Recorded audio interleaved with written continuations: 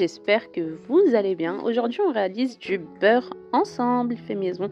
Regardez-moi cette texture. Sincèrement, j'étais trop contente de faire cette vidéo et de vous la partager surtout. Donc, n'hésitez pas à vous abonner, à liker la vidéo et à me laisser en commentaire ce que vous en pensez. Vous trouverez toutes les quantités et tout le descriptif de la recette en barre d'infos.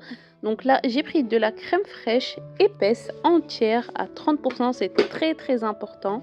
Vous pouvez utiliser de la crème épaisse comme de la crème liquide, mais moi j'ai pris de la crème épaisse.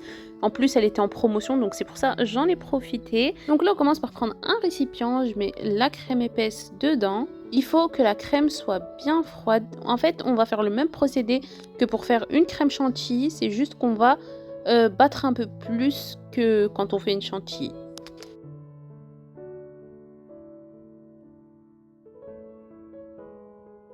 Et là, je commence à battre à vitesse assez élevée pour faire monter le mélange plus rapidement. Si vous avez un robot avec la cuve, ça serait mieux parce que franchement, ça fait mal au bras quand même d'attendre peut-être 15 voire 20 minutes pour que le beurre tranche et tout ça. Ou peut-être c'est juste que mon fouet n'est pas trop puissant. Moi, généralement, je le fais au Thermomix, donc franchement, ça me prend 10 minutes et je me prends pas la tête, je mets tout dedans et je laisse tourner. Mais voilà, en tout cas, là, je vous montre les différentes étapes. Là, on est vraiment à une chantilly vraiment bien serrée. Et là, à ce moment-là, ça va commencer à trancher. Donc là, on est bientôt prêt.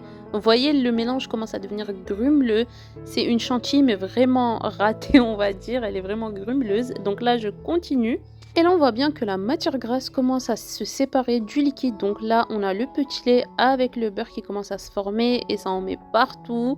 Donc si vous avez un robot avec vraiment un couvercle, ça serait l'idéal. Et là, on va filtrer le mélange et on va laisser s'égoutter quelques minutes.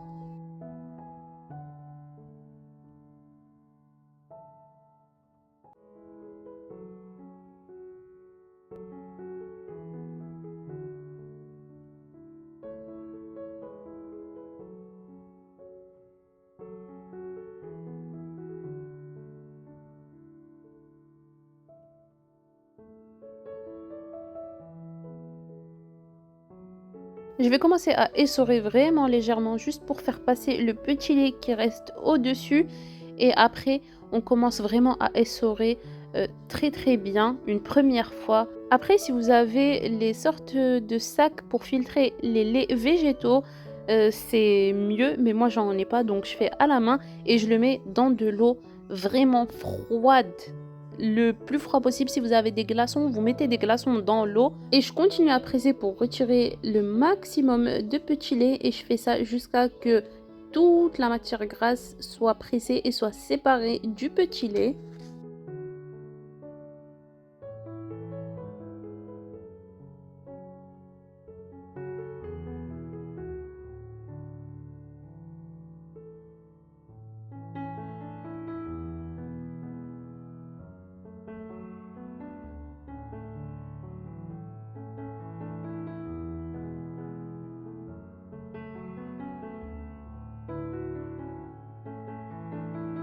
Une fois avoir tout fini, là il nous reste le petit lait. En fait, c'est comme du lait fermenté mais un peu plus acide vu que c'est fait avec de la crème fraîche épaisse. En tout cas, vous pouvez l'utiliser pour faire des crêpes ou un tas d'autres recettes. Donc là, je vais laver mon beurre. Vous voyez bien qu'il reste encore du petit lait coincé dans le beurre. Donc je le malaxe un maximum pour retirer tout le petit lait et garder vraiment que la matière grasse.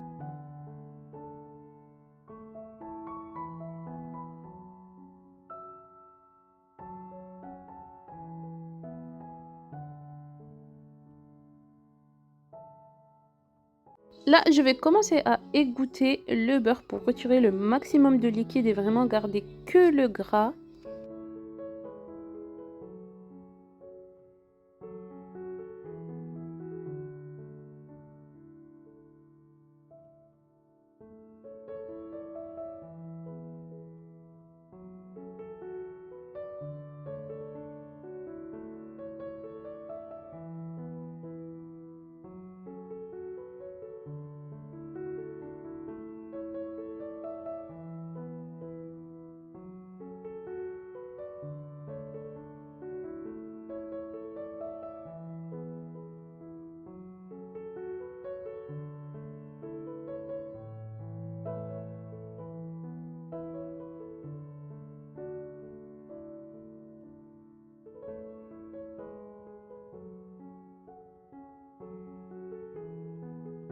Là, je vais faire un deuxième rinçage pour vraiment bien laver le beurre et retirer tout le petit lait qui reste.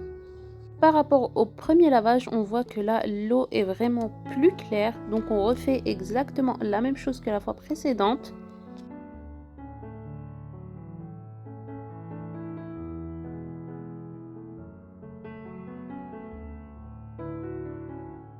Et là, cette fois-ci, je presse bien. Je presse le maximum que je peux. Si vous voulez laisser égoutter, vous pouvez laisser égoutter. Sinon, vous pouvez l'emballer directement après cette étape-là.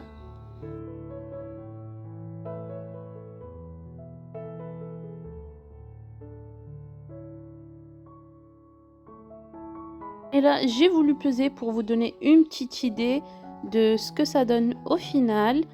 Donc là, ça me donne 250 grammes. Donc pour 100 centilitres, ça donne 250 grammes. Je m'attendais à plus, mais je ne sais pas si la balance a mal pesé ou bien il y a eu un souci. Mais en tout cas, ça m'a donné 250 grammes. Et là, on va passer à l'étape où on donne la forme au beurre. À ce stade-là, vous pouvez l'aromatiser comme vous le souhaitez, avec du sel, avec des épices, avec des fruits, avec des noix. Vous faites comme vous voulez. Moi, je l'ai laissé nature parce que je veux l'utiliser pour la cuisine également. Là, j'ai pris du film et je vais former un boudin que je vais resserrer un maximum pour faire une sorte de saucisson.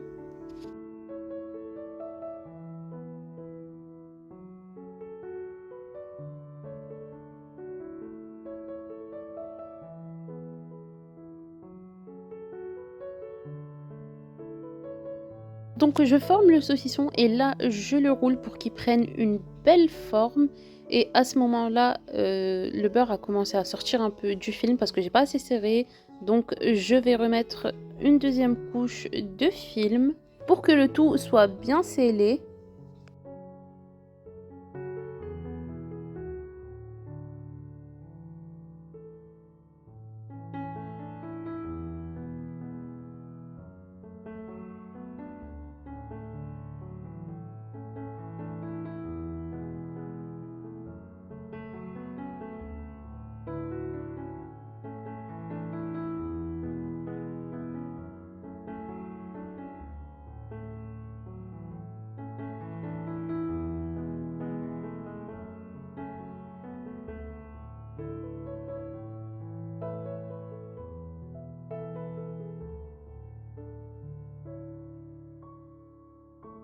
Voilà, donc moi je l'ai choisi de le faire comme ça en boudin, mais vous pouvez prendre des moules si vous en avez. Vous pouvez prendre un bol et faire la forme du bol. Chacun fait comme il veut. Moi je vous donne juste des idées et vous les adaptez par rapport à ce que vous aimez. Donc voilà, le beurre est prêt. Là, voici ce que ça donne après avoir reposé un peu au réfrigérateur. Et donc là, on va passer au moment le plus attendu, je pense, la découpe. Donc voici ce que ça donne.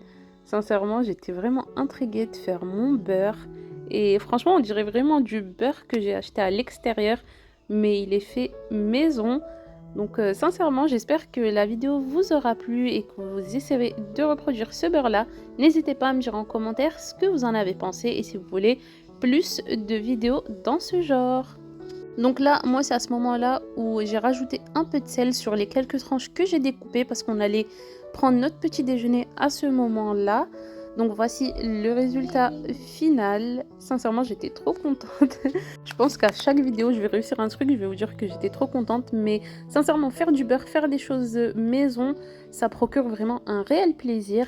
Donc voilà, j'espère que la vidéo vous aura plu. N'hésitez pas de vous abonner, de liker, de me dire en commentaire ce que vous en pensez. Et on se retrouve dans une prochaine vidéo.